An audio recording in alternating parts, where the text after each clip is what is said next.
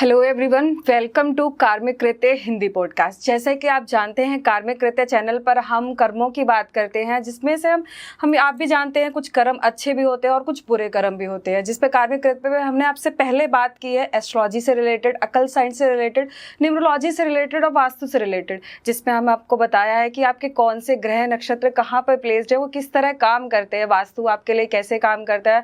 तो जब चैनल का नाम ही कार्मिक कृत्य है और ये आपके अच्छे और बुरे कर्मों पर आपकी पूरी की पूरी जिंदगी डिपेंड करती है, तो हमने अच्छे कर्मों की बात कर ली। आज हम कुछ ऐसे कर्मों की बात करने जा रहे हैं जिनके कारण आपको क्या है, आपके आस सराउंडिंग में आपने कुछ लोगों को देखा होगा जो परेशान हो जाते हैं कैसी चीज़ों से, भूत पिशाच, जिन, तांत्रिक एक्टिविटियों से। तो ऐसा क्या होता है, ऐसे हमारे कौन से कर्म होते हैं या ऐसा हमने लास्ट बर्थ में क्या किया होता है जिनकी वजह से ये सब चीज़ें आपके साथ होती है या आपके किसी नॉन के साथ होती है। तो ऐसे ही इसी टॉपिक को रिप्रेजेंट करने के लिए आज हमारे साथ हैं प्रवीण जी, जो एक बहुत अच्छे हॉरर स्टोरी टेलर हैं और जिन्होंने रियल लाइफ में बहुत सारी स्टोरीज को एनालाइज किया है और अपने चैनल पे प्रेजेंट किया है। तो वेलकम टू प्रवीण जी, कैसे हैं आप सर? मैं अच्छा हूँ मैम, आपका बहुत बहुत शुक्रिया, आपने अपने चैनल पर मुझे इनवाइट किया। हाँ जी, थैंक यू प्रवीण जी। जैसे प्रवीण जी, मैं आपसे पूछना चाहूँगी, बताना तो नहीं, एज ए वैदिक एस्ट्रोलॉजर मैंने जितना एनालिसिस किया है कि भूत क्या होते हैं। जिन लोगों का मरने के बाद क्रियाक्रम ढंग से नहीं होता, इनकी पूरी अंतिम संस्कार अगर ठीक ढंग से नहीं किया जाता है या उनका श्राद्ध नहीं किया जाता, तो ऐसे लोग भूत बन जाते हैं। ऐसा हमारे गरुड़ पुराण के अंदर लिखा है कि क्रियाक्रम करना कितना जरूरी है। क्या भूत सच में ऐसे ही बनते हैं? मैम, इसका कोई फिक्स्ड क्राइटेरिया नहीं है एक्चुअली। मतलब बहुत सारे केसेस में तो ऐसा होता ही है, क्योंकि वो रिचुअल जो है श्राद्ध वगैरह का, वो एक रीजन है उसका कि हमारे जो है पूर्वज उसको करते आए हैं, तो आत्मा की शांति के लिए वो किया जाता है। लेकिन ऐसा नहीं है कि किसी का अगर श्राद्ध कर दिया और प्रॉपर उसके सारे रिचुअल्स कर दिए तो उसको मुक्ति मिल ही जाएगी, ऐसा भी नहीं है। थोड़ा सा मैं आपको व्यूवर्स को अपने बारे में बता दूं। मेरा नाम प्रवीण है और मैं जो है पिछले कई सालों से अपने चैनल पर स्टोरीज सुना रहा हूँ, हॉरर स्टोरीज। और मेरी जो ज़्यादातर स्टोरीज होती हैं, 90% स्टोरीज मेरी जो होती हैं वो मेरे व्यूवर्स मुझे भेजते हैं, जो कि रियल इंसिडेंट्स के ऊपर बेस्ड होती हैं। जो कि उनके साथ खुद, उनके ऊपर, उनकी फैमिली में, उनके जो है पड़ोसियों के साथ में रियल इंसिडेंट्स होते हैं। तो आज तक जो है मैं अपने चैनल पर हज़ारों कहानियाँ, रियल इंसिडेंट्स सुना चुका हूँ। हालांकि मुझे खुद ऐसी कोई सिद्धि हासिल नहीं है, मैं खुद कोई तांत्रिक बाबा नहीं हूँ, लेकिन इतने सारे जब आप इंसिडेंट सुन लेते हो तो आपको बहुत सारी चीज़ें जो है समझ में आने लगती हैं। आप पैटर्न पता चल जाता है, आपको जो है पता चल जाता है कि जब इस तरह की चीज़ हो रही होती है तो क्या होता है, या ऐसा कुछ हुआ है तो कि उसके पीछे क्या रीज़न हो सकता है। इस तरह की चीज़ें समझ में आ जाती हैं। तो जैसा कि मैंने बताया कि ऐसा नहीं है कि भाई किसी का श्राद्ध अगर कर दिया जाए तो वो प्रेत नहीं बनेगा, वो फिर भी प्रेत बन जाता है। मेरी अपनी थ्योरी इसमें ये है कि नॉर्मली होता क्या है कि जब इंसान मरता है ना, इस दुनिया को छोड़ता है, तो उसके दिल में बहुत सारी इच्छाएं ऐसी होती हैं जो कि हो सकता है पूरी हो गई हो सकता है ना भी पूरी हुई हो। तो अगर कोई इंसान बहुत ही दर्द में मरे या उसकी बहुत सी कुछ ऐसी इच्छाएं रह जाएं, अधूरी रह जाएं, जिनको कि बहुत ही शिद्दत के साथ पूरा करना चाहता था। फॉर एग्जाम्पल, कोई औरत है, वो उसका छोटा सा बच्चा था या वो प्रेग्नेंट थी और उसकी डेथ हो जाती है किसी एक्सीडेंट में, और वो बहुत ही ना उसके अरमान थे कि वो अपने बच्चे को खिलाएगी, अपने बच्चे को बड़ा होता हुआ देखेगी, लेकिन एक्सीडेंटल उसकी डेथ हो जाए तो उसकी आत्मा जो है ना वो जा नहीं पाती इस दुनिया से, वो वहीं पर ही फंस के रह जाती है। फिर वो आत्मा बन जाती है, क्योंकि वो प्रिपेयर नहीं थी इस दुनिया को छोड़ने के लिए। तो इस तरह की चीज़ें होती हैं, आत्मा भूत वगैरह होते हैं, और इसका कोई ऐसा फिक्स क्राइटेरिया नहीं है मैडम मेरे हिसाब से, तो कि भाई ये क्यों ही बनते हैं। ओके सर, जैसे आपने बताया कि अगर किसी की इच्छाएं अधूरी रह जाती हैं, किसी की इच्छाएं पूरी नहीं होती, तो वो अगर एक ऐसा भी है ना कि जन्म अपने ही टाइम से पहले जो लोग मर जाते हैं, जिनका एक होता है कि हमारे इतना आपकी उम्र भगवान ने आपको इतनी दी है, जैसे किसी बंदे की उम्र 60 साल लिखी हुई है और वो 28-30 साल की उम्र में सुसाइड कर लेता है या बाय एक्सीडेंट मर जाता है, उसकी बहुत सारी इच्छाएं अपूर्ण रह जाती है, मतलब जो पूरी नहीं होती वो इच्छाएं रह जाती है, तो ऐसे लोग भूत बन जाते हैं। हाँ, बन सकते हैं, ऐसे लोग भूत बन सकते हैं मैडम। तो सर एक बात बताइए, आपने जैसे अभी बोला कि कोई मदर है, उसकी इच्छा थी कि उसका बच्चा हो, फैमिली हो, और उसके बाद वो अगर वो मर जाती है तो आती है, मतलब भूत बनकर आती है, तो ये सिर्फ अच्छी शक्तियाँ ही होती है, बुरी भी होती है? हमने ज़्यादातर बुरी ही सुनी है कि भूत परेशान करते हैं, लोगों को दुखी करते हैं, उन पर आ जाते हैं। मैडम ये अच्छी भी होती है, बुरी भी होती है। हालांकि मेरे हिसाब से तो बुरी ज्यादा होती हैं, लेकिन कुछ अच्छी भी होती हैं। एक्चुअली में पता है क्या, मतलब मेरे को ऐसा लगता है कि ये बेशक अच्छे रीजन के लिए भी क्यों ना आए आपके साथ में, आपकी लाइफ में। फॉर एग्जाम्पल कोई किसी मदर की डेथ हो गई और वो चाहती है कि वो अपने बच्चे के साथ में रहे, और वो अपने बच्चे के पास में आती है, उसकी बॉडी पे आती है, तो वो बेशक वो अच्छा सोच कर आए, लेकिन फिर भी उसका आना उस बच्चे की बॉडी के लिए अच्छा नहीं होता, उसकी हेल्थ खराब होती है और उनके फैमिली में कुछ ना कुछ प्रॉब्लम्स होती हैं। तो ये अच्छे के लिए भी आती हैं, बुरी के लिए भी आती हैं, लेकिन ज्यादातर ये बुरे के लिए ही आती हैं इस तरह की चीजें। और ये बेशक सोच के आए कि हम अच्छा करेंगे या अच्छे अच्छे रीजंस के लिए आए, लेकिन इनका आना अच्छा नहीं होता। इन चीजों को दूर ही रहें जितना, ये उतना ही अच्छा रहता है। सर जैसे कि मैंने जितना सुना और पढ़ा है, मैंने सुना है कि बहुत तरीके के भूत होते हैं। भूत हो गया, प्रेत हो गया, पिशाच हो गया, डायन हो गया, चुड़ैल हो गया, मतलब बहुत सारी कैटेगरी है, जिन जिन्नात हो गए। तो इन सब में सबसे खतरनाक कौन सा होता है जिसका कोई तोड़ नहीं है? मैडम मेरे हिसाब से तो मैंने आज तक जितनी भी हजारों स्टोरी सुनाई है, उसमें मेरे हिसाब से तो सबसे खतरनाक ब्रह्म राक्षस होते हैं। अच्छा। ब्रह्म राक्षस इसलिए होते हैं क्योंकि नॉर्मली इन चीजों को कैसे भगाते हैं, पूजा पाठ करके, हवन वगैरह करके, मंत्र पढ़ के भगाया जाता है इन सब चीजों को। लेकिन ब्रह्म राक्षस एक ऐसी चीज होती है जिसको ऑलरेडी ये सब चीजें पता होती हैं। मरने से पहले वो अपने समय का बहुत ही बड़ा कोई ज्ञानी रहा होता है, जिसने कि अपने ज्ञान का अच्छा यूज नहीं करा होता, तो वो ब्रह्म राक्षस बन जाता है। तो जिस मंत्र से नॉर्मल भूत भागते हैं, वो मंत्र उसको ऑलरेडी आते हैं। वो कितनी स्टोरीज में तो ऐसा होता है कि वो खुद ही बोल के सुना देता है कि भाई जो तुम मंत्र पढ़ रहे हो मुझे भगाने के लिए, वो गलत मंत्र है, इसको ऐसे पढ़ा जाता है। तो मतलब ऐसी ऐसी भी चीजें होती हैं। बाकी जिन भी बहुत खतरनाक होते हैं, क्योंकि जिन जैसे ब्रह्म राक्षस होता है, भूत प्रेत होते हैं, ये तो इंसानों के मरने के बाद बनते हैं। जैसे इंसान ही होता है, वही मर गया तो उसकी आत्मा भूत बन गई, प्रेत बन गई, ब्रह्म राक्षस बन गई। लेकिन जिन जो होते हैं ना, इनकी एक अलग ही स्पीशीज होती है, इनकी एक अलग ही कैटेगरी होती है। कैसे बनते हैं? ये बनते नहीं है, ये पैदा ही जिन होते हैं। अच्छा। हाँ, ये जिन ही पैदा होते हैं और इनकी एक अलग ही दुनिया होती है। मेरे हिसाब से इनकी दुनिया धरती के नीचे रहती है, खासकर जहाँ पे पानी होता है, तालाब वगैरह, वहां पे नीचे इनका रास्ता होता है जाने का। क्योंकि मैंने बहुत सारी ऐसी स्टोरी सुनी है जहाँ पे ये तालाब से निकल के बाहर आते हैं। और इनके भी राजा होते हैं, रानी होती हैं, इनकी भी प्रजा होती है। और जो फीमेल जिन्स होती है ना, इनको परी भी बोला जाता है अक्सर। तो ये जो बचपन में खासकर मिडिल ईस्ट वगैरह में परियों की जो कहानियां हम सुनते थे, एक शायद शो आता था अलिफ लैला, आपने सुना होगा। उसमें परियों की कहानी, तो वो सब इन्हीं जिन्नात की दुनिया से रिलेटेड है। तो फीमेल जिन को ही अक्सर परी भी बोल दिया जाता है। तो ये अलग ही कैटेगरी होती है मैडम, ये इंसान से नहीं बनते। तो मतलब आपके कहने का मतलब है कि जिन की पैरेलल दुनिया होती है, हाँ, दूसरी दुनिया है जो हमारे साथ साथ रहती है। तो सर एक बात बताइए, जैसे हमने बचपन में, जैसे आपने एक सीरियल की बात करी, इसी तरह हमने एक बचपन में एक और सीरियल देखा है अलादीन, जिसमें उसके पास चिराग होता है, उसको रब करता है तो उसमें से जिन निकलता है और वो उसकी सारी इच्छाओं की पूर्ति करता है। आज तक बहुत से लोग ऐसे होंगे जिनको लगता होगा कि जिन क्या होता है, जिससे हम अपनी कोई भी विश फुलफिल करा सकते हैं, कोई भी इच्छा मांगेंगे उससे पूरी हो जाएगी।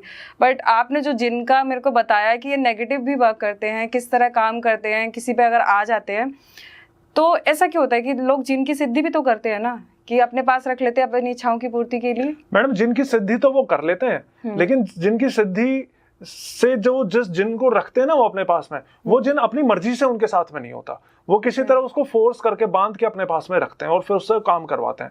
वो नेचुरल सी बात है, कोई जानबूझ के क्यों किसी के पास बंधना चाहेगा। और वो जो स्टोरी थी अलादीन की, कि उसके पास चिराग था और वो काम करवाता था, वो भी एक सिंबॉलिक स्टोरी थी। क्योंकि ऐसा माना जाता है कि अगर कोई जिन आपसे खुश हो जाए या आपके साथ रहे, आपसे फ्रेंडली हो जाए, तो वो आपको हर एक चीज लाकर दे सकता है। तो वो मेरे ख्याल से एक सिंबॉलिक स्टोरी रही होगी कि भाई अलादीन की दोस्ती किसी जिन से हो गई होगी और वो जिन उसके साथ वो सारे उसकी हेल्प करता होगा। बाकी अब ये जिन का टॉपिक छेड़ ही दिया है, तो मैं 2-3 स्टोरीज आपको जिन की सुनाऊंगा। हालांकि मैं कुछ और स्टोरी सोच कर आया था सुनाने के लिए, लेकिन चूंकि ये आ गई ये बातें अच्छे बुरे जिन की, ज्यादा बड़ी स्टोरीज नहीं है। मेरे कुछ व्यूअर्स ने मुझे भेजी थी, जैसे कि ये स्टोरी आपने मतलब जैसे आपने बताया ना कि वो सारी इच्छाएं पूरी करते हैं। तो एक मेरी व्यूअर है वेस्ट बंगाल से, उनकी एक मौसी थी, तो ये सब कुछ उनके साथ में हुआ था। तो ये बताती है ना कि इनके रिश्तेदार बताते थे कि इनकी मौसी बचपन से ही, जब वो बड़ी हो रही थी, तो उनकी किस्मत ऐसी थी कि वो जो भी चाहती थी उनको मिल जाता था, जो भी टॉय वो चाहती थी ऑटोमेटिकली उनको मिल जाता था, कोई ना कोई घर वाला ला कर दे देता था, या जो भी मतलब जो भी उनकी इच्छा होती थी वो सब कुछ उनकी पूरी हो जाती थी। तो पहले तो सब किसी को पता नहीं था कि ऐसा क्यों होता है, लेकिन फिर बाद में पता चला था कि हुआ क्या था असल में उनके साथ में। तो वो बताती हैं कि एक बार जब वो बहुत छोटी थी ना, 7-8 साल की, तो अपने घर के सामने किसी प्लेग्राउंड में खेल रही थी, और वहां पे एक पेड़ था, और उस पेड़ के नीचे एक बूढ़ा आदमी बैठा हुआ था। तो मजे की बात है कि खेल तो कई सारे बच्चे रहे थे वहां पे, लेकिन किसी को भी वो दिख नहीं रहा था, वो बूढ़ा आदमी सिर्फ उस छोटी बच्ची को दिख रहा था, 7-8 साल की बच्ची को, और गर्मी का टाइम था, वो बहुत गर्मी थी। तो इस बच्ची के मन में पता नहीं क्या आया, ये पानी की बोतल एक उसके पास ले गई कि बाबा आपको गर्मी लग रही होगी, लो ये पानी पी लो।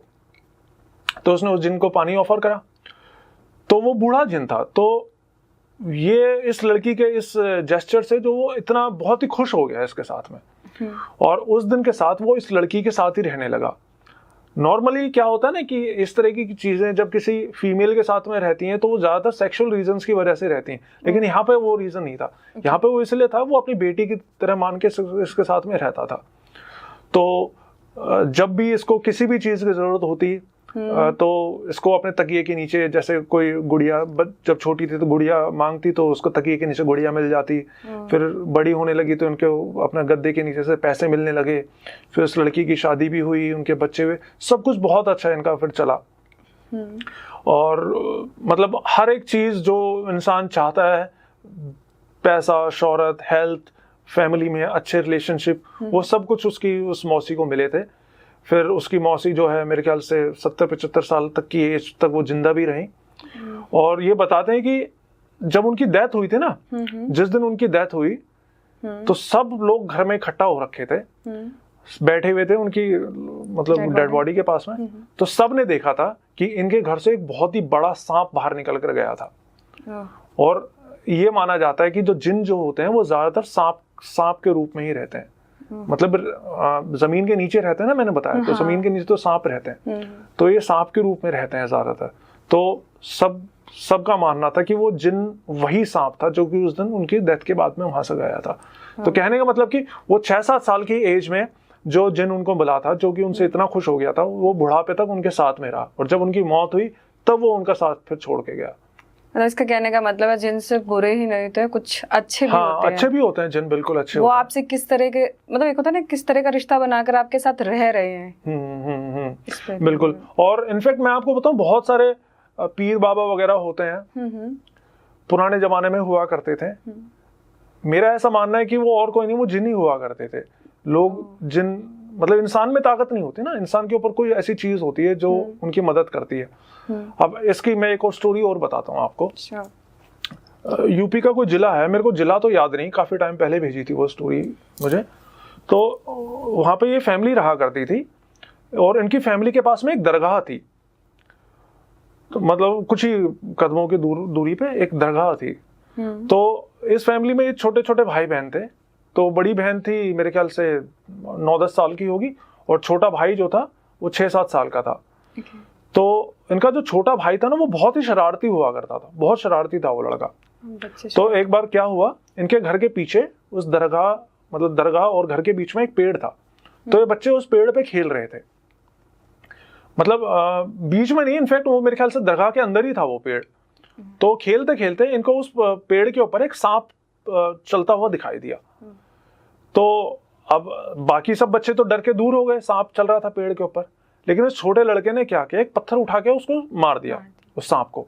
उस सांप के वो सीधा उसके मुंह पे लगा पत्थर, और हल्का सा उसका ब्लड भी आया। लेकिन ब्लड आते ही वो सांप वहां से गायब हो गया। अब ये देख के बाकी सब लोग तो वहां से, छोटे छोटे बच्चे थे, बाकी सब बच्चे वहां से भाग गए, लेकिन ये लड़का नहीं भागा, ये वहीं पर ही खेलता रहा। और फिर कुछ देर बाद इसके मन में पता नहीं क्या आया, ये उस पेड़ के ऊपर ही चढ़ के खेलने लगा। लेकिन फिर क्या, इसकी बहन भी नहीं गई थी, वो भी क्योंकि छोटा था तो उसको छोड़ के नहीं गई थी। लेकिन फिर क्या हुआ, ऊपर खेलते खेलते जिस शाख पे वो सांप बैठा था ना, ये उसी पे गया और उसके हाथ चिपक गए उस शाख के ऊपर बच्चे के। वो रोने लग गया, जो हाँ मतलब वो चाह के भी हटा नहीं पा रहा था शाख से अपने। फिर वो रोने लग गया, चिल्लाने लग गया। फिर ये लड़की जल्दी से गई अपने घर में, अपनी मम्मी को बुला के लेके आई कि उसको कुछ हो गया है, आप जाओ। तो फिर इसकी मम्मी आई, उन्होंने खींचा तो फिर नॉर्मल हो गया था। फिर ये उसको घर पे लेके आ गए। इसके बाद क्या हुआ, 2-3 रातों तक तो सब कुछ ठीक हो गया। फिर एक रात इसकी मम्मी को सपना आया, इस लड़के की मम्मी को रात में, और सपने में एक बहुत ही बूढ़ा आदमी कोई इसके सपने में आया।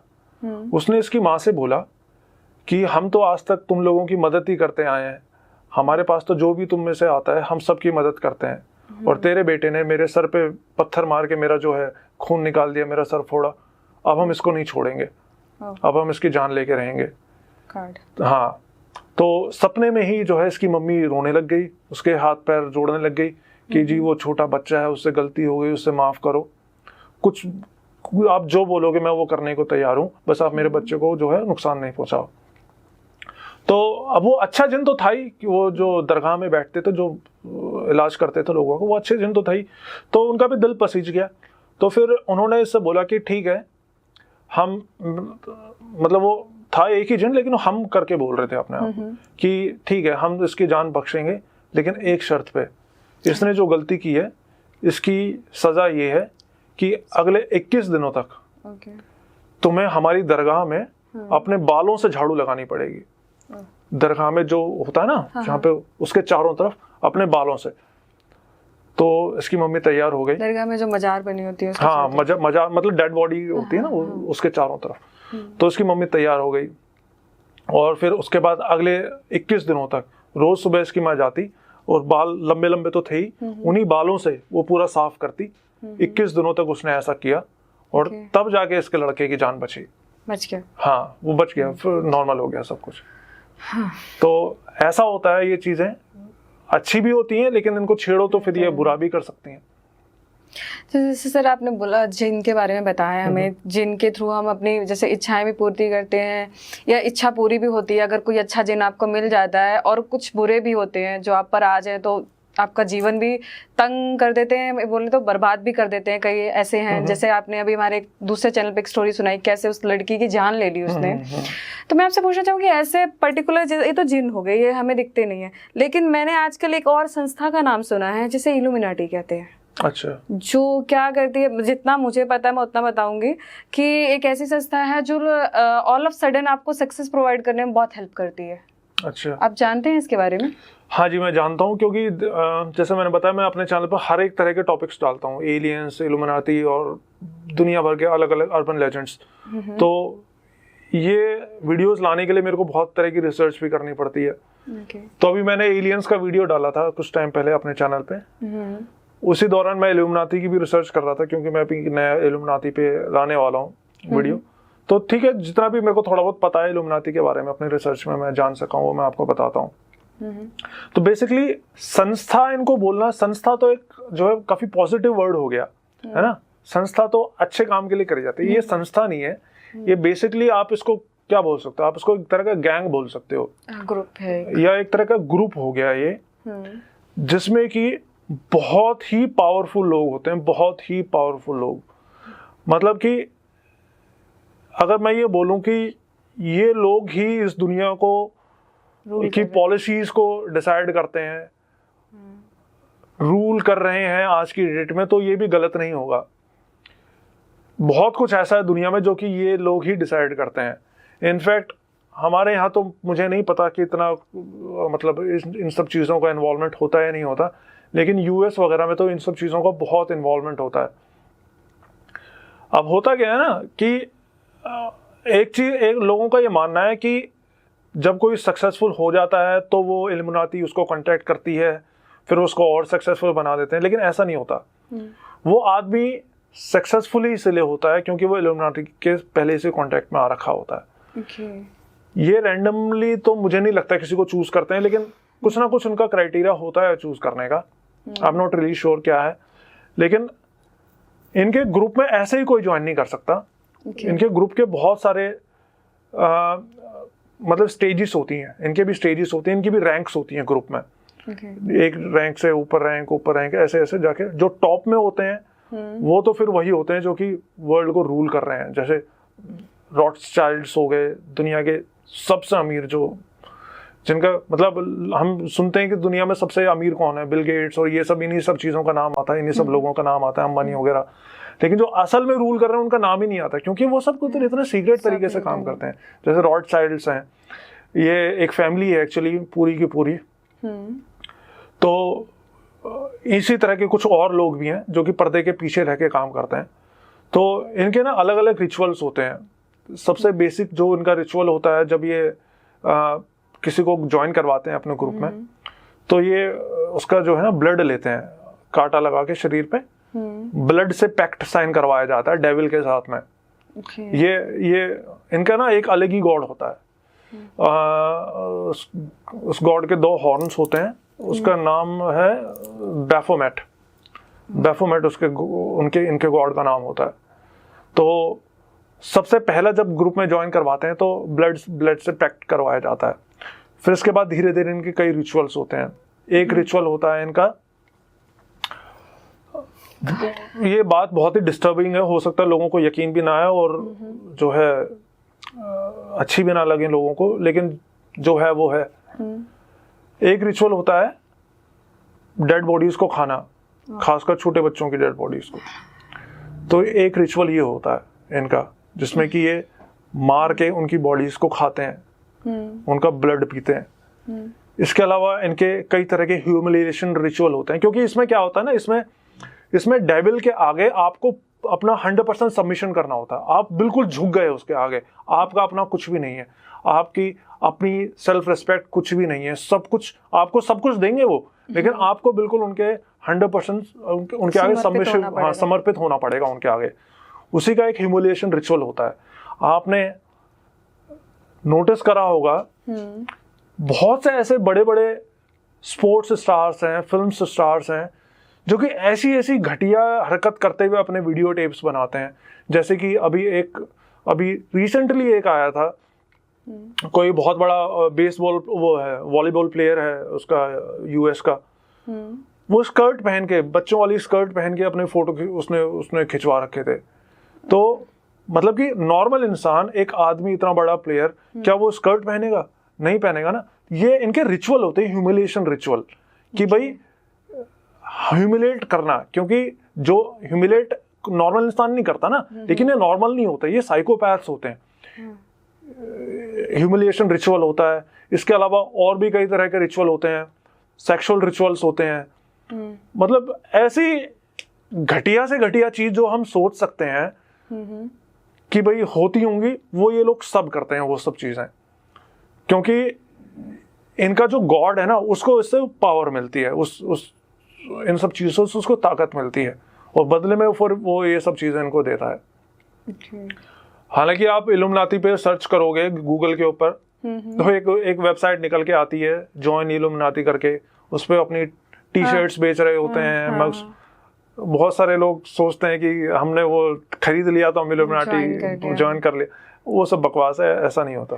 इल्यूमिनाटी रिलेटेड लोग टैटू भी तो बनवाते हैं, जैसे इल्यूमिनाटी के साइन हो गए, आइस हो गई, ट्रायंगल हो गया, इस टाइप के लोग टैटू यूज करते हैं।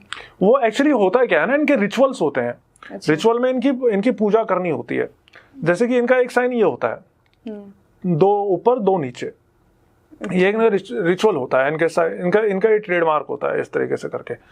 तो कई बार अब ये क्योंकि करते हैं इस तरह की चीजें, तो कई बार अनकॉन्शियसली पब्लिक में भी कर देते हैं, तो वो फिर सामने निकल के आ जाती हैं चीजें। और अगर आपने इनके बैफोमेट की शायद आपने फोटो नहीं देखी होगी, तो वो जो है बैफोमेट, वो ना तो आदमी है, वो ना वो औरत है। उसके सिर पे 2 सींग हैं और उसकी ब्रेस्ट्स हैं, और वो आदमी की बॉडी है उसकी। तो वो उनका गॉड है। तो कहने का मतलब कि इनका गॉड भी एक ऐसा, इसी तरह के, मतलब देखने से जो डिमोनिक लगे वो ऐसा होता है। एक इनका ये होता है साइन। ये सींग होते हैं 2 सर पे, जो उसके सींग लेके हैं, उसको सिंबलाइज करते हैं ये चीजें। तो ये सब चीजें होती हैं। हालांकि ये बुरी चीजें हैं दुनिया में, लेकिन अच्छी चीजें भी हैं, और अच्छी चीजें बहुत हैं। और एक चीज और मैं आपको बताऊं, जो कि मुझे अभी कुछ टाइम पहले ही पता चली थी, वह बॉडी डबल, क्लोन्स क्रिएट करना इंसानों के। जितने भी बड़े बड़े लोग होते हैं ना, एक पॉइंट पे ये उनको मार के उनकी जगह अपना क्लोन छोड़ देते हैं। अभी रिसेंट में जितना मुझे पता चला है कि जो अमेरिका के प्रेसिडेंट हैं जो बाइडन, वो भी एक क्लोन है, वो जो बाइडन असली जो बाइडन नहीं है। और अभी उनके रिसेंट के आप कुछ वीडियोस देखोगे ना, आई एम नॉट श्योर कि आप या ऑडियंस कितना फॉलो करती हैं इन चीज़ों को, लेकिन मैं बहुत फॉलो करता हूँ। वो बिल्कुल रॉबोट की तरह बिहेवियर कर रहे हैं पिछले कुछ टाइम से। जैसे रॉबोट मेल फंक्शन कर जाता है ना, बात करते करते एकदम से खो जाना या चलते चलते एकदम से रुक जाना, इस तरह के वो क्लोन, उन्हें कोई और कमांड कर रहा है। हाँ बिल्कुल। तो बहुत बड़े बड़े जो लोग हैं उनके वो असल में तो वो मर चुके होते हैं, उनकी जगह अपने क्लोन छोड़ रखे होते हैं, जिससे कि वर्ल्ड की पॉलिसीज को ये लोग डिसाइड कर सकें। तो ऐसा भी होता है। हालांकि इनसे लड़ रही हैं, अच्छी चीजें भी लड़ रही हैं, बहुत सी अच्छी चीजें भी हैं, और इनके पास में बहुत पावर है, लेकिन जो अच्छी चीजें हैं वो सामने आके मतलब खुल के नहीं आती हैं सामने, और यहीं से जो है ना शुरू हो जाता है, एलियंस वाली बातें शुरू हो जाती हैं यहीं से ही, कि असल में ये सारी चीजें ना एलियंस होती हैं, ये इस धरती की नहीं होती, ये भी एलियंस है। हाँ, अच्छे एलियंस भी हैं और बाहर के जो बुरे एलियंस हैं वो भी हैं। बुरे एलियंस भी कई तरह के हैं, रेप्टिलियंस हैं, टॉल ग्रेज हैं, इस तरह के हैं। और जो अच्छे एलियंस हैं जिन्होंने इंसानों को बनाया, इंसानों को भी एलियंस नहीं बनाया, अनूनकीज हैं, अनूनकीज ने अलग सिविलाइजेशन स्टार्ट करी थी, उसी तरह के और कई तरह की जो कि अलग अलग डायमेंशंस में रहते हैं, 15-16 डायमेंशन में रहते हैं।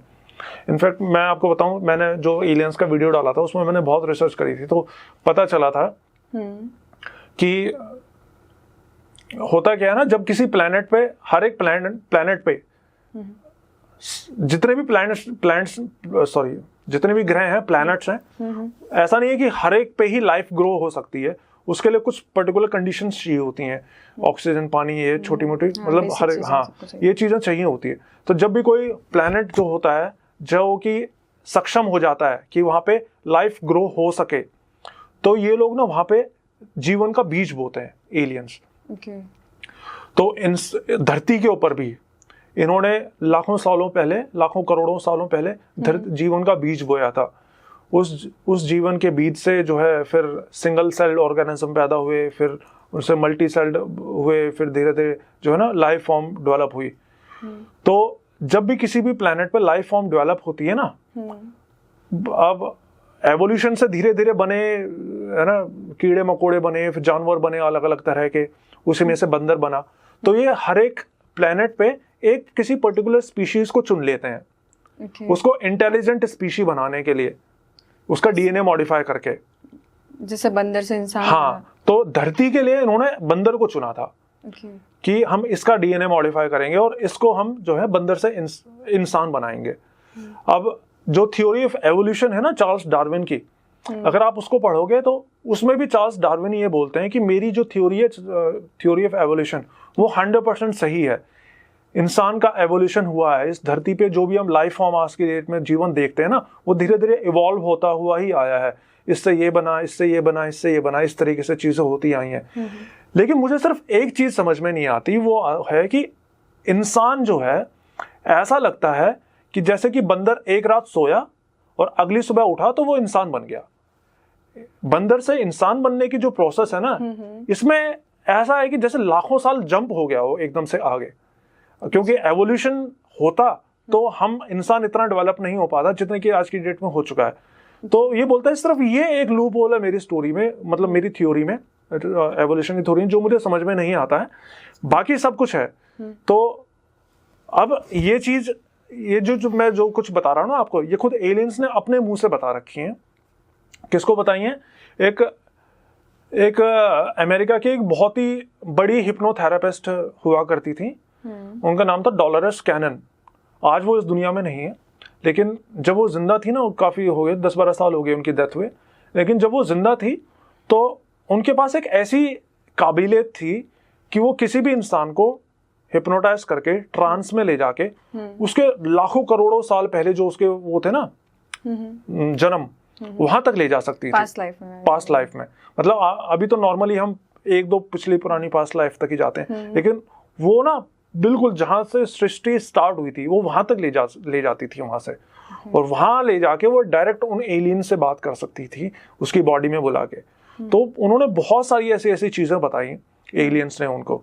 तो ये जो चीजें मैं बता रहा हूँ ना, ये सब कुछ कैनन डॉलर्स को उन एलियंस ने बताई थी। इसके अलावा भी और भी कई चीजें उन्होंने बताई थी, जैसे कि वो बताए थे कि हम इंसानों को समय समय पर कई तरह के गिफ्ट्स भी देते आए हैं, जैसे आग। आग वो कहते हैं कि धरती प्लेनेट की नहीं है, आग इस धरती पे नहीं हुआ करती थी, आग हमने इंसान को दी है जिससे कि वो जानवरों से अपनी रक्षा कर सके, अपने आप को गर्म रख सके। भुट्टा कह रहे हैं, भुट्टा हमने दिया था इंसान को। न्यूक्लियर टेक्नोलॉजी हमने दी थी, और एक प्लेन होता है B-2 बॉम्बर जो प्लेन है वो भी उसने एलियंस ने दिया था। इसके अलावा एक और चीज बताते हैं, वो क्या बोलते हैं, हार्ट ट्रांसप्लांट जो होती है ना टेक्नोलॉजी, वो कहते हैं वो भी हमने इंसानों को दी थी। पुरानी है बहुत। हाँ, ये भी हमने इंसानों को दी थी। जैसे आपने एलियंस की बात की, एलियंस से मेरे दिमाग में आया इजिप्ट, सुना होगा आपने, वहां पर जो बने हुए हैं क्या बोलते हैं उनको, इजिप्ट में जो पिरामिड्स, हाँ पिरामिड्स तो बने हुए हैं, वहां पर जो उनके अंदर जो पेंटिंग्स बनी हुई हैं या किस तरह से वो डिज़ाइन किए गए, कहते हैं एज ए ह्यूमन उस टाइम पे टेक्नोलॉजी इतनी डेवलप नहीं थी कि वो सब चीज़ें, स्ट्रक्चर बनाया गया, तो ऐसा बोला जाता है ये सब एलियंस नहीं बनाया है, कि इंसानों द्वारा नहीं बनाया गया ये सब चीज़ें। ठीक है, मैं आपको बताता हूँ कि एलियंस बताते हैं ना कि इस धरती पे जब से जीवन की शुरुआत हुई है तो वो बीच बीच में, अब एक और चीज़ मैं आपको बता देता हूँ कि एलियंस ने इंसानों को पैदा तो करा है, लेकिन वो इंसानों के काम में किसी तरह का इंटरफेरेंस नहीं कर सकते, क्योंकि ये एक गैलेक्टिक फेडरेशन है जो कि पूरे ब्रह्मांड को रूल करती है। इसमें अलग अलग एलियंस का पूरा ग्रुप्स होता है, उनका एक रूल होता है, the rule of free will. उस फ्री विल के rule of free will and non interference. तो कहने का मतलब कि जैसे हम एक छोटे बच्चे को पैदा कर देते हैं तो उस बच्चे को पैदा तो हमने करा है, लेकिन वो बड़ा होते हुए क्या कर रहा है उसमें हमारा कंट्रोल नहीं होता है। उसी तरह इंसानों को पैदा तो एलियंस ने करा है, लेकिन हम अपनी फ्री विल से क्या करते हैं, हम चाहे एक दूसरे को मारे काटे कुछ भी करें, एलियंस इस चीज के बीच में जो है इंटरफेयर नहीं कर सकते, ये अलाउड नहीं है उनको करना, ये रूल्स के खिलाफ है। ठीक है, तो ये तो हो गया rule of free will and non interference. अब इसमें क्या होता है, लेकिन अब एक दिशा तो देनी है ना प्रॉपर, क्योंकि वो लोग लाखों करोड़ों साल वेट करते हैं किसी प्लेनेट पे लाइफ फॉर्म डेवलप होने का। तो अगर कहीं पे लाइफ पैदा हो जाती है तो उसको एकदम से मरने नहीं दे सकते, उसको बीच बीच में उन्हें गाइड करना पड़ता है।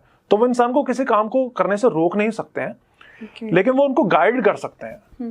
तो इसमें क्या एक पर्टिकुलर टर्म बताती हैं इसमें कैनन डॉलर्स, कल्चर ब्रिंगर, कि दुनिया भर के अलग अलग कल्चर्स में थ्रू आउट द हिस्ट्री एक कल्चर ब्रिंगर रहा है जो कि उस कल्चर को लेकर आया है। और वो कल्चर ब्रिंगर कोई और नहीं, ये एलियंस ही होते हैं। वही इंसान के रूप में आते हैं यहाँ पे और उस कल्चर को आगे लेकर जाते हैं, अपनी उनके अंदर शक्तियाँ होती हैं, अपनी टीचिंग से, अपनी बातों से, अलग अलग दुनिया के हर एक कोने में।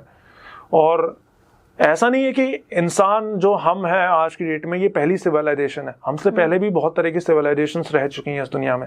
फॉर एग्जांपल एटलांटिस सिविलाइजेशन थी। एटलांटिस सिविलाइजेशन के बारे में तो वे बताते हैं कि वो इतनी एडवांस सिविलाइजेशन थी कि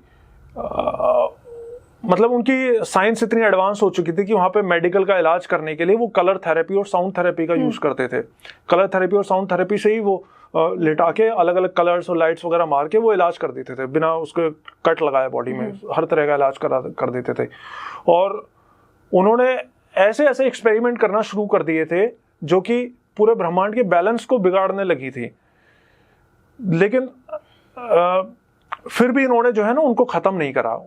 अल्टीमेटली वो खुद ही अपनी गलती से ही मारे गए, क्योंकि उनकी साइंस टेक्नोलॉजी इतनी एडवांस हो गई थी कि उनको अपने ऊपर इतना वो हो गया था कि हम कुछ भी कर सकते हैं। तो उन्होंने धरती के कोने को कई जगहों पे हार्नेस करने के लिए बड़े बड़े वो लगा दिए थे पिलर्स, जिससे कि ऊपर से धरती एनर्जी को वो हार्नेस कर सकें, लेकिन इतने बड़े स्केल पे वो कर नहीं सके। तो जहाँ पे आज की डेट में हम डेजर्ट देखते हैं ना, मिडिल ईस्ट पूरा डेजर्ट बन चुका है, रेगिस्तान बन चुका है, ये हमेशा से ऐसा नहीं था। अच्छा। किसी जमाने में यहाँ पे हरी भरी घास हुआ करता था, बहुत अच्छा हुआ करता था, लेकिन जब वो ऊपर से गिरी एनर्जी तो वो सब कुछ तहस नहस हो गया, सब कुछ बर्बाद हो गया हमेशा हमेशा के लिए। तो जैसा कि सर आपने मतलब बहुत ही एक नया टॉपिक हमने डिस्कस किया इल्यूमिनाटी, जैसे मेरे को भी थोड़ा सा जानने का था कि क्या है, मैंने थोड़ा बहुत पढ़ा था, इन डिटेल नहीं पता था मुझे। दूसरा एलियंस के बारे में तो मैंने आपसे ही सुना है, मतलब मैंने कभी इतना इंटरेस्ट से कहीं और सुना ही नहीं कि मैं सोचूं कि ऐसा होता है। और एलियंस से भी ये था कि पहले एलियंस होते थे और एक वो मूवी देखी थी कोई मिल गया, मुझे वो वाला एलियन याद था बस। तो आपने उसके बारे में बहुत कुछ बताया सर। ऐसे ही जैसे आपको इन सब चीज़ों की भी नॉलेज है, तो और कोई बहुत अच्छी स्टोरी रही हो किसी भूत वगैरह से रिलेटेड जिसको देखकर हमें लगे कि क्या कर दिया इसने, कैसा चलो भी हो सकता है? आज जिन की स्टोरीज मैं सुना चुका हूँ कुछ, तो एक जिन की स्टोरी और सुनाता हूँ आपको। श्योर। ठीक है, ये परी जिन की स्टोरी है एक। अच्छा। लेकिन ये परी जिन अच्छी नहीं थी, ये बुरी परी जिन थी। तो एक बार क्या हुआ, एक छोटा लड़का था, मतलब जो ये स्टोरी सुना रहा है ना, ये भी एक मुस्लिम फैमिली थी जिसके साथ ही हुआ था। तो इसके कज़न ने मुझे ये स्टोरी भेजी थी। तो इसका कज़न था, तो जब वो 6-7 साल का था, छोटा ही बच्चा था, 6-7-8-9 साल का रहा होगा, तो उसको बकरी के बच्चे से खेलने का बहुत शौक था। तो एक बार इसने जिद करके अपनी मम्मी से बोला कि मेरे को बकरी का बच्चा चाहिए। तो उसकी मम्मी बकरी का बच्चा ले आई है इसके लिए। तो ये दिन भर उनके साथ खेलता था। तो एक दिन क्या हुआ, ये अपने घर के सामने पार्क में खेल रहा था उस बकरी के छोटे से बच्चे के साथ में। तो खेलते खेलते एक पता नहीं कहाँ से कोई औरत आके वहां पे बैठ गई और वो उसकी तरफ घूर घूर के देखने लगी। लेकिन ये तो छोटा बच्चा था, तो इसने उस पर ज्यादा ध्यान नहीं दिया और अपना खेलता रहा वहां पे बैठे बैठे। फिर थोड़ी देर बाद जब ये खेल लिया तो अपने घर में आया। अब इसकी आदत थी कि घर पे अंदर आने के बाद में ये कुंडी लगाते थे, क्योंकि इनकी मम्मी को भी आदत थी कुंडी लगाने की। तो इसने कुंडी लगा दी। इसको अच्छे से याद है कि इसने कुंडी लगाई थी। लेकिन कुंडी लगा के जब ये अंदर आने लगा तो उसकी मम्मी ने देखा कि इसके पीछे एक औरत और चलती हुई आ रही है। तो इसने उस औरत से पूछा कि कौन है तू, कैसे आ रही है मेरे घर में? तो उस जो औरत थी उसने बोला कि मुझे जो है तुम्हारा बच्चा बहुत अच्छा लग रहा है, ये बच्चा मुझे चाहिए। तो उसकी मम्मी ने पूछा क्या मतलब तुम्हें बच्चा चाहिए? वो कह रही कि वो, तो उसने बोला कि इसको मैं अपने साथ ले जाना चाहती हूँ। अब ये सुन के तो उसकी मम्मी ने डंडा उठा लिया और उसको मारने के लिए भागी कि तू कौन है, मेरे बच्चे को कैसे ले जाएगी ऐसे। लेकिन उसने जैसे ही उस पर घुमाया डंडा, औरत वहां से गायब हो गई। तो फिर हुआ क्या, फिर उसी रात ये जब बच्चा सो रहा था, तो सोते सोते इनका जो घर था ना उसमें टॉयलेट नीचे की तरफ था, ये ऊपर सोते थे। तो जब ये इसको टॉयलेट लगी, छोटा ही था बच्चा, ज्यादा बड़ा नहीं था, 8-9 साल का ही रहा होगा। तो ये गया नीचे टॉयलेट करने के लिए। फिर नीचे से जब ये ऊपर आया ना, तो इसने देखा कि इसके घर में ऐसा माहौल हो रखा था जैसे कि कोई शादी हो रही हो आपस में। बहुत सारे लोग नए नए कपड़े पहन के इनके घर में घूम रहे थे। लेकिन ये नींद में भी था और दूसरा छोटा बच्चा भी था। तो इसने जो है चुपचाप से अपने घर में कमरे में आया और अंदर आके सो गया। लेकिन फिर अगले दिन इसने अपनी मम्मी को ये बात बताई कि ऐसा ऐसा हुआ था। तो एक तो वो एक दिन पहले वो औरत का ऐसे आना और फिर गायब हो जाना, फिर रात में इसको ये सब कुछ होना। तो इसकी मम्मी समझ गई कि भाई पक्का कुछ ना कुछ गड़बड़ है। तो वो किसी बाबा के पास लेकर गई इस बच्चे को। तो बाबा के पास गई तो बाबा ने इस लड़के के ऊपर उसको हाजिर किया, उस औरत को, मतलब हाजिरी बोलते हैं ना उसको। तो वो आई औरत, तो उससे पूछा बाबा ने कि भाई तुम कौन हो और इस लड़के के पीछे क्यों आई थी तुम? तो उसने बताया कि मैं एक परी हूँ, मैं एक परी जिन हूँ और ये लड़का जो है ये मुझे बहुत पसंद है, मैं इसको अपने साथ लेके जाना चाहती हूँ। अब वो ये बोल रही थी मुझे बहुत पसंद है, इसका मतलब अब मुझे नहीं पता कि वो एक माँ के नजरिए से देख रही थी या एक पार्टनर के नजरिए से देख रही थी, क्योंकि ये एज फैक्टर जो है ना, ये हम इंसानों में तो होता है, लेकिन उन लोगों में नहीं होता। उनको एज से कोई मतलब नहीं होता, उनको आत्मा से मतलब होता है। तो वो बोली कि लड़का मुझे बहुत पसंद है और मैं इसको लेके जाना चाहती हूँ। तो अब ये सुन के इसकी माँ जो साथ में बैठी थी, पहले तो उसको पता नहीं था इसकी माँ को कि वो परी है, जिन है। जब उसको पता चला तो फिर वो रोने लगी जोर जोर से। उससे रिक्वेस्ट करने लगी कि बाबा जी कैसे भी करके मेरे बच्चे को बचाओ इससे, ये जो मुसीबत आ गई है इस जिन से छुटकारा दिलाओ। फिर जैसे तैसे करके, मतलब ये मना नहीं पाए उस परिजन को खुशी खुशी छोड़ने के लिए। लेकिन जैसे तैसे करके इन्होंने अपने जो भी मंत्र वंत्र थे उनसे ऐसा कर दिया कि वो इसको जो है इसके ऊपर ना आ सके। लेकिन जाते जाते वो परिजन एक बात बोल के गई कि मैं जा तो रही हूँ, लेकिन ये लड़का जिंदगी पर खुश नहीं रह पाएगा, हमेशा इसको जो है परेशानियां मिलेंगी और ये दुख दर्द में ही रहेगा हमेशा। तो उसके बाद वो चले गई। फिर वो लड़का धीरे धीरे बड़ा हुआ, लेकिन इस बीच जो है कभी उसकी हेल्थ खराब रहती, कभी कुछ हो जाता, कभी कुछ हो जाता। गरीब तो थे ही वो लोग। तो कहने का मतलब कि वो कभी खुश नहीं रहा लड़का।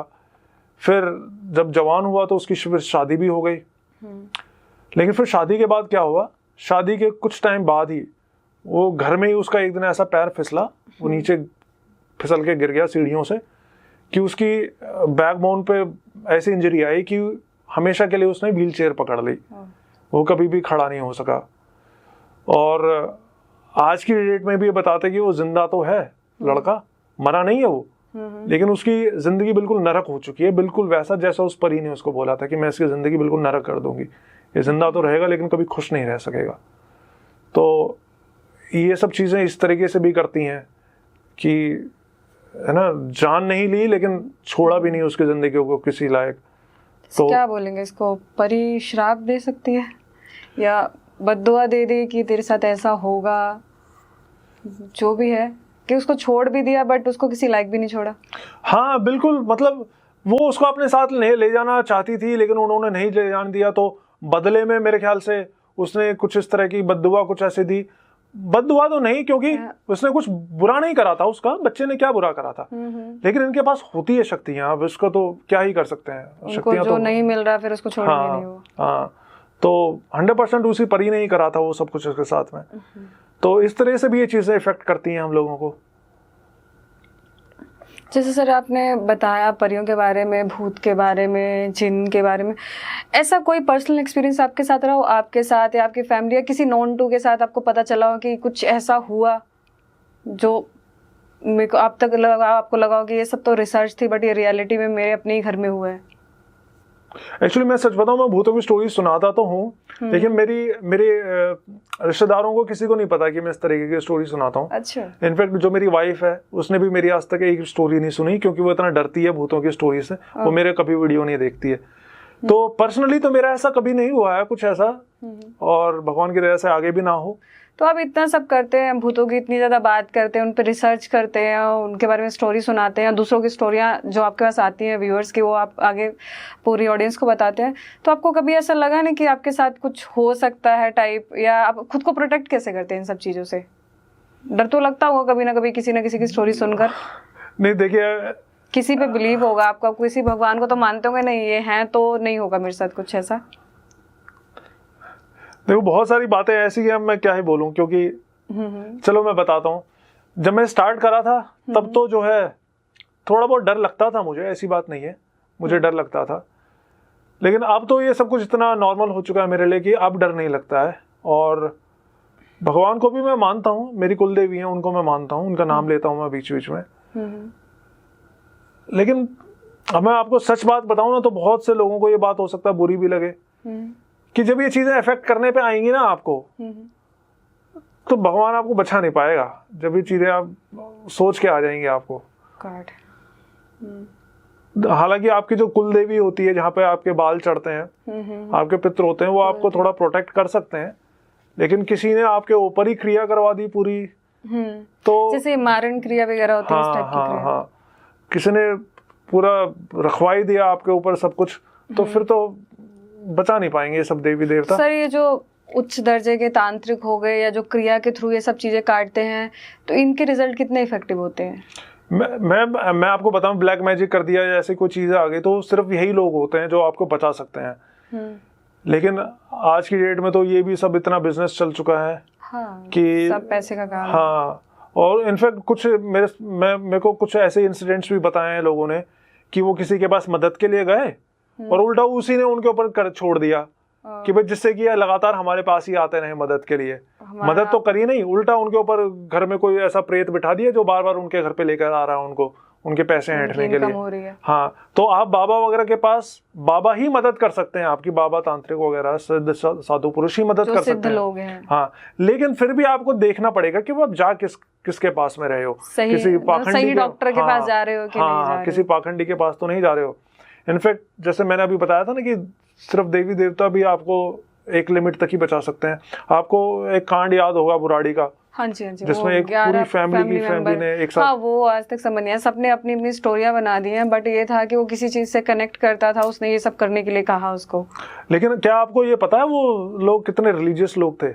हाँ बहुत पूजा पाठ करते थे, उनके घर में भी बहुत ऐसी सारी चीजें मिली। दिन की 3-4 बार उनके डेली हनुमान चालीसा पढ़ते थे वो लोग। Oh God. मतलब कि हम लोग तो अगर हफ्ते में एक दिन मंगलवार के दिन हनुमान चालीसा पढ़ लें, या शायद मंगलवार शनिवार को कर लें, करते हैं हम लोग, या कोई बहुत ही ज्यादा रिलीजियस हुआ तो डेली हनुमान चालीसा वो पढ़ रहा है।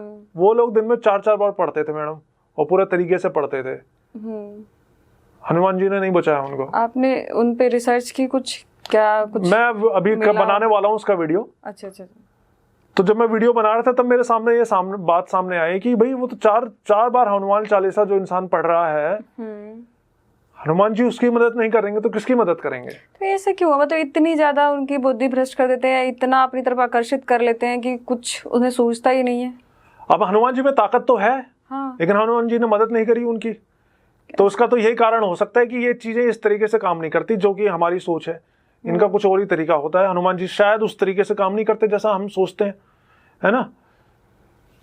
अब क्या ही पता कि क्या रहा होगा उनके साथ में। हालांकि उस जो मेडिकली तो उन्हें तो सबको मानसिक रोगी घोषित कर दिया गया था। नहीं, मेडिकली तो मेडिकल साइंस के पास तो कोई जवाब है नहीं ना इस चीज का। वो तो उनकी पूरी डायरी मिली थी जिसमें कि उसमें सब कुछ लिखा हुआ था कि उसके जो आदमी था, मतलब इन बच्चों का जो बाप था, उसके जो पिताजी थे, उनकी आत्मा आती थी, उनसे बात करता था, वो उनसे बात करता था, वो उन सबको बताता था कि तुम ये करो, ये सब कुछ अच्छा होगा, बरकत होगी घर में। और लास्ट में उसी आत्मा ने इनको बताया था कि तुम एक काम करना, तुम सारे फांसी के ऊपर लटकना, मैं तुमको बचा लूंगा। वो लटके तो थे फांसी के ऊपर, लेकिन वो मरने के लिए नहीं लटके थे। उनको ये क्रिया ही कर रहे थे, वो एक तरह की क्रिया कर रहे थे कि ये भी एक क्रिया है, इस क्रिया से तुम्हें बहुत फायदा होगा, आगे इतनी बरकत हो जाएगी घर में। वो मरने के लिए नहीं लटके थे उस टाइम पे, वो एक क्रिया का था। उस तरह की क्रियाएं उन्होंने पहले बहुत सारी करी थी, लेकिन शायद फांसी पर लटकने वाली वो पहली क्रिया होगी, और मर गए फिर वो लास्ट में। तो मुझे पर्सनली जो इस चीज में सबसे डिस्टर्बिंग बात लगी थी ना, वो यही लगी थी कि हनुमान जी ने क्यों नहीं बचाया उनको। तो एंड में फिर मैंने यही मुझे यही समझ में आया कि शायद भाई जो हमारी अंडरस्टैंडिंग है देवी देवताओं की, भगवानों की, कि उन सबका भी अपना एक प्रोसेस है, वो कुछ अलग तरीके से काम करती होंगे। ऐसे नहीं जैसा हम सोचते हैं कि भैया नाम लिया और वो प्रकट हो गई और हमें बचा दिया।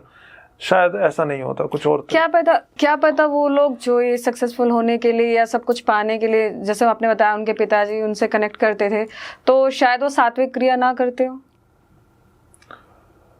किसी आत्मा से बात करके काम करना सात्विक कैसे हो सकता है? नहीं, फिर वो सात्विक नहीं करते थे, लेकिन जितने भी फैक्ट्स उस केस में सामने आए थे, वो माता के जागरण भी करवाते थे, है ना।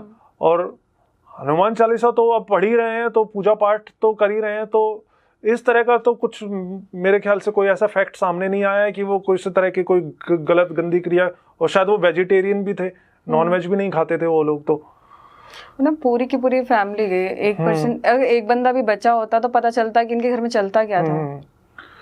नहीं, केस तो पूरा क्लियर था। वो लोग मरने के लिए नहीं लटके थे, वो सुसाइड नहीं था, उनकी मौत हो गई, वो लटके थे। उनको 100% ये यकीन था कि वो बच जाएंगे, लेकिन वो बचे नहीं, मर गए। तो केस तो वो क्लियर कट है, लेकिन क्या पता फिर बाद में क्या रहा होगा उनका। हालांकि आज की डेट में वो घर बिल्कुल हॉन्टेड बन चुका है, हॉन्टेड प्लेस। हाँ, अब तो मेरे ख्याल से आस पड़ोस के लोग भी छोड़ के जा रहे हैं वहां से, एरिया खाली करने लगे हैं, ताकि हमारे घर में ऐसा ना हो जाए। हाँ। जैसा कि आज हम लोगों ने बात करी भूत प्रेत के बारे में, जिन के बारे में, और बहुत ही सर ने आपको बहुत ही इंटरेस्टिंग स्टोरी सुनाई जिन के बारे में, जिन कैसे काम करता है। आज तक सिर्फ हमें अल्लादीन के बारे में पता था कि अल्लादीन के पास जिन था और वो उसकी सारी की सारी इच्छाएं पूरी करता था। बट क्या जिन अच्छे होते हैं, और क्या जिन कितने अच्छे हो सकते हैं और कितने बुरे हो सकते हैं, इसके बारे में हमने आज जाना। और इल्यूमिनाटी, जिसके बारे में आजकल हर कोई रिसर्च कर रहा है कि एक्चुअली में ये ग्रुप है क्या, ये कैसे काम करता है। जितना नॉलेज मेरे पास था और सर के पास था, हमने वो डिस्कस किया। तो आपको ये सब कैसा लगा प्लीज बताइएगा। और प्रवीण जी, आपका बहुत बहुत धन्यवाद हमारे चैनल पे आने के लिए। Thank you so much. Thank you ma'am, आपने शो पे इनवाइट किया, बहुत बहुत थैंक यू।